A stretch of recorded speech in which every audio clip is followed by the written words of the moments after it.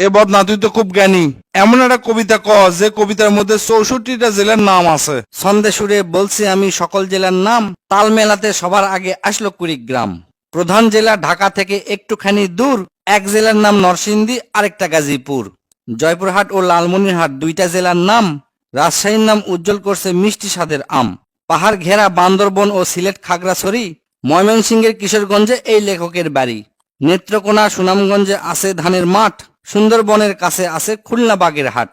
ভোলা এবং বরিশালে আছে অনেক নদী, পাবনায় আছে পাগলা গারদ, বগুড়ায় আছে দধি। পাশাপাশি দুইটা জেলা টাঙ্গাইল জামালপুর, আরো দুইটা জেলা হলো কুষ্টিয়া যশোর। মনের মতো একটা জেলার নাম তার মাগুরা, দন্তান্নতে নারায়ণগঞ্জ, নাটোর ও নওগাঁ। দন্তান্নতে আরো 4টি জেলা বলতে আমি পারি, নবাবগঞ্জ ও নোয়াখালী, নড়াইল, নীলফামারী।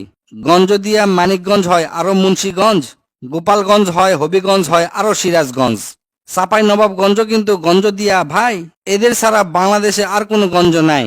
রংপুর আর রাঙ্গামাটির নামটা রঙে রাঙা, নামের জন্য আরো সুন্দর চাঁদপুর চুয়াডাঙ্গা। কক্সবাজার নামের জেলা আছে সাগরও পারে, পঞ্চগড়টা পড়ছে বন্ধু দেশের এক কিনারে। ফেনী জেলার নামটা মাত্র 2টা অক্ষর দিয়া, সবচেয়ে বেশি অক্ষর লাগে লিখতে ব্রাহ্মণবাড়িয়া। 6টা অক্ষর লিখতে লাগে মৌলভীবাজার, এদিক থেকে শরীয়তপুর সমান তাহার।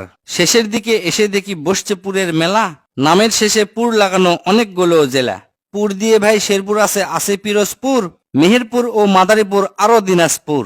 ফরিদপুর ও লক্ষ্মীপুর এই দুইটা জেলার সাথে পুরের পালা শেষ করিয়া গেলাম বরগুনাতে। আসার পথে কুমিল্লা ও ঝালকাঠি সহ ঘুরে এলাম রাজবাড়ী, তার সঙ্গে ঝিনাইদহ।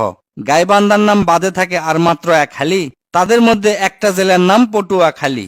এখন শুধু বাকি আছে 3টা জেলার নাম, এদের মধ্যে একটা জায়গা হইল চট্টগ্রাম। সাতক্ষীরায় আর ঠাকুরগাঁয়ে হইল এই কবিতার শেষ। এদের নিয়েই গড়া আমার সোনার বাংলাদেশ।